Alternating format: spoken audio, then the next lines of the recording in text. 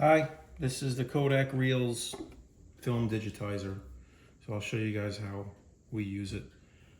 There's three inputs on the back, power, comes with a USB cord, you can plug it into your computer. And then you may have to buy a SanDisk memory card.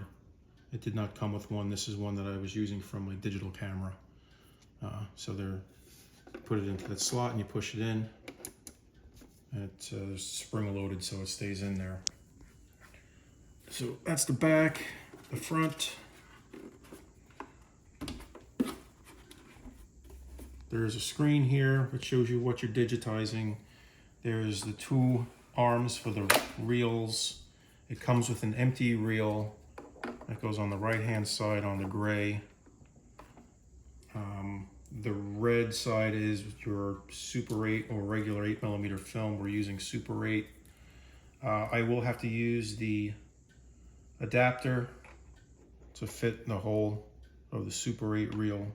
So that just pushes on, and then I'll put on the film. I don't need the adapter for the other side because the reel is the small spool.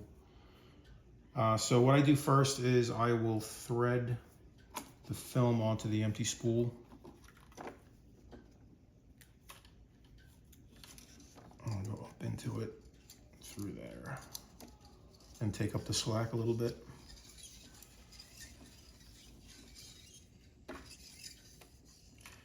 Now what you need to do is you need to open the flap and run the film through the channel. There's 4 tiny little notches that I will show you. There's one here, 2 in the front, and another 4th one in the back. So 2 in the back, 2 in the front. And then once the film is under those notches, you can close the cover. And then what I do is I take up the slack manually until I can get film into this little square where you'd be able to see an actual picture. I can turn it on.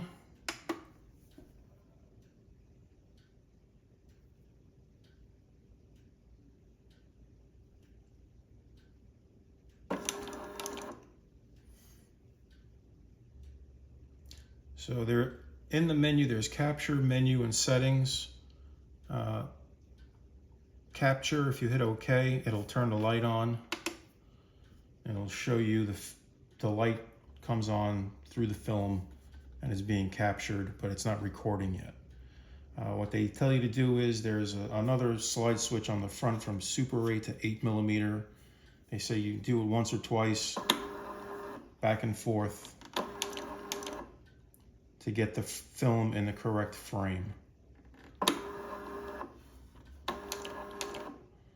right, so what I'm going to do now is, I should have done this before, is thread the film around the spools. There is a solid white line which shows you where it goes, how you're supposed to thread it through the spools. So I'll just check it one more time. Go from 8mm back to Super 8. This is a Super 8 reel. One more time. So if you want to check the framing, make sure you've got the full picture in the frame. If you hit the down arrow, you go from record to frame adjust. Hit OK, and you can go left, right, up, down, zoom in and zoom out. So if I zoom all the way out, you can see where the picture is on the film. And we got the holes for the sprocket, so we know we're way too far. So what I like to do is get it so I don't see the white hole, and then you can still see the frame above and the frame below, and it's cut off on the right. It's not cut off, it's too much on the right. So if I zoom in, it starts filling the frame up with the correct picture. So now I'm almost there. I want to move a little bit more to the right so I can see my sprocket hole. There's my sprocket hole. I'll move a little bit more to the left to get rid of the sprocket hole. And I'll go zoom one more time, and I think we've got a full picture there. And then I'll hit OK. I'll go back up to record and hit OK for record. It takes one frame at a time. It's a 3-minute film. It takes about 20 minutes for it to take one picture at a time. So we'll let this go, and then when it's almost done, I'll show you how to rewind it.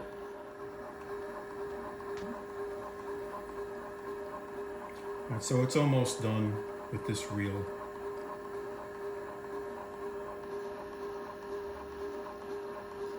This says it's the CA5.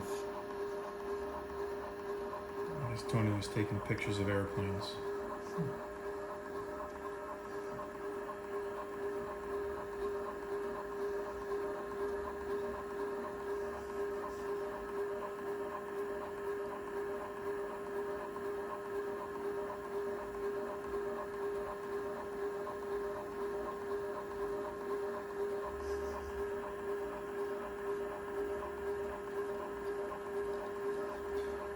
So it's a little painstaking watching this, but I like to monitor it because sometimes the film, depending on how good it is or how bad it is, sometimes will get stuck inside this flap, and you would have to give it a little nudge. But if it's really bad, then you may have to start all over and try and splice it. So that's the end of this reel. You can see as it's going through. And once it goes white, then I'll stop it, and it'll save as an MP4 file.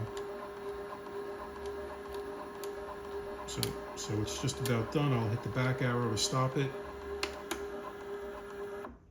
You can play it back right here, or you can just go down arrow to close and hit OK. It's going to record. It's going to save it as 66.mp4. Each time you run it, it's going to increase that number by 1. So the next time we do another reel, it'll be 67.mp4. So we'll hit OK to close. We'll go back to our menu, hit OK. We'll take a look at my recordings, hit OK, and it'll show you your recordings. And you can either delete them, you can choose them, you can see where the highlight is. If I go to the right, the highlight is on the last one. If I want to play it, I'll hit OK, and it'll play the last little bit that I had on this reel that I was just showing you. And as the film goes to white, it ends. Okay, so now to get these files onto your computer, we connected the USB cable it came with to my computer here. So what we can do is we have to go back to the menu.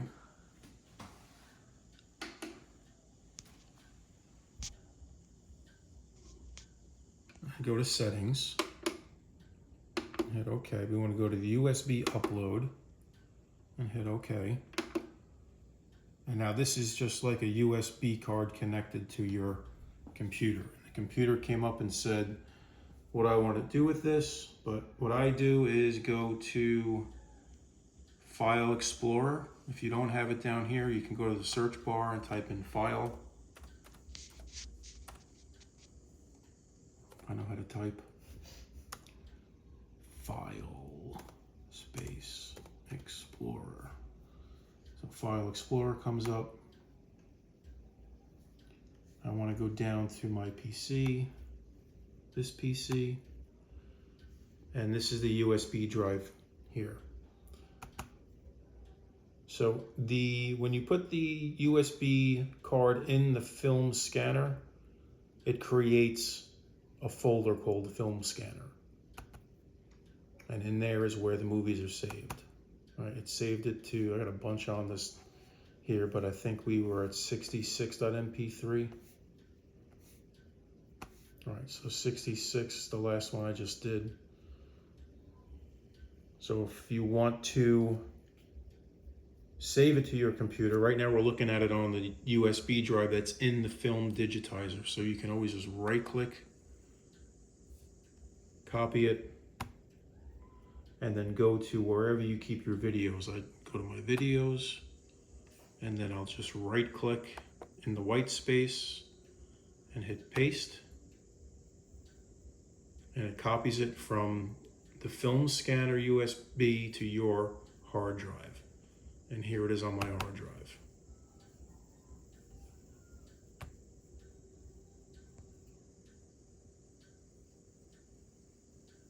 That's a little out of frame on the bottom, but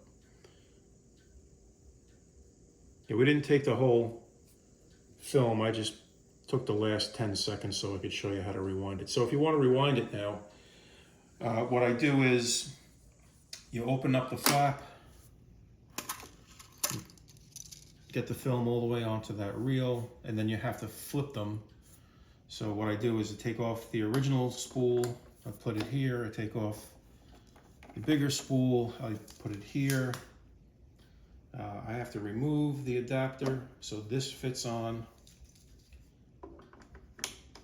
I have to add the adapter to here so this smaller spool fits on.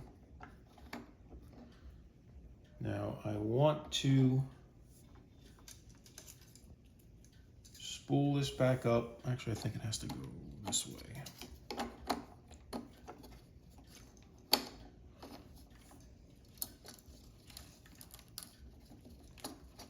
And to rewind it, you don't have to go through this flap.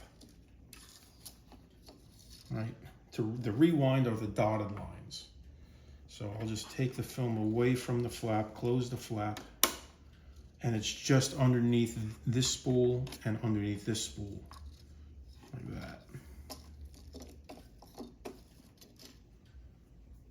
And we go back to our menu using the back arrow. We want to go to menu, hit OK. We want to go to rewind. Rewind and fast forward does the same thing. All it does is it rewinds this reel counterclockwise. Whether you hit rewind or fast forward, it does the same thing. So now that we've got the spools connected, I'll just hit rewind, have reverse, OK, press OK, and it rewinds the film.